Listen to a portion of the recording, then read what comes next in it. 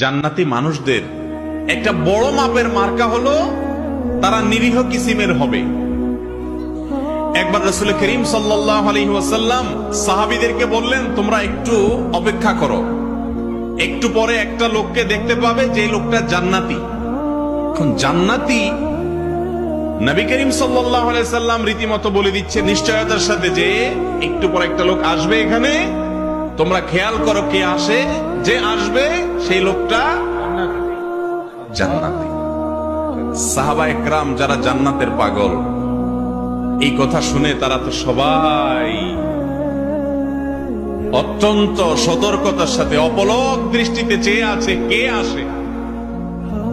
দেখা গেল একজন লোক, যে লোকটাকে দেখে তারা ব্রু কুচকাতে লাগলেন। সবাই মনে করেছেন এটা বোধহয় আবু বকর, ওমর, উসমান, আলী, এরকম সিনিয়র কোন বড় সাহাবী, তারাও জান্নাতি সুসংবাদ প্রাপ্ত ইনশাআল্লাহ। তারা মনে করেছেন এরকম কোন প্রসিদ্ধ সাহাবী হয়তো আসবে, কিন্তু দেখা গেল এমন একজন লোক আসলেন যিনি অখ্যাত, কেউ তাকে তেমন বেশি চিনে না, গুরুত্ব দেয় না।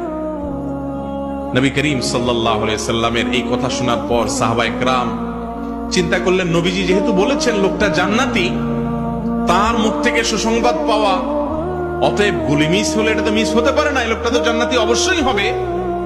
তাহলে কি এমন আছে তার ভেতরে যে সেই গুণের কারণে সে জান্নাতি?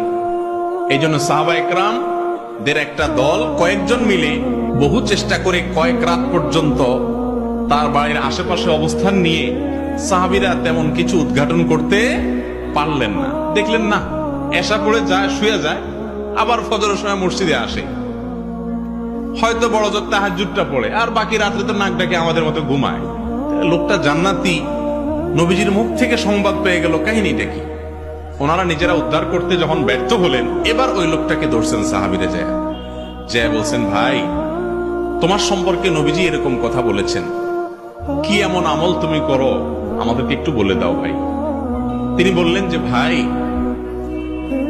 বিশ্বাস করো আমি স্পেশাল কিছুই করি না, তোমরা যা করো আমিও তা করি।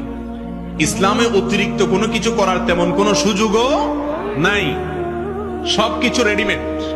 তবে একটা জিনিস আছে আমার, সেটা হলো আমার এই বুকে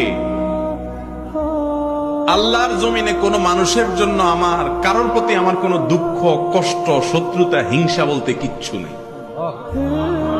কেউ আমাকে যদি একটা গালিও দেয় তো আমি একেবারে ফ্রেশ মনে থাকে মাফ করে দিই। কেউ যদি আমার পেছনে শত্রুতাও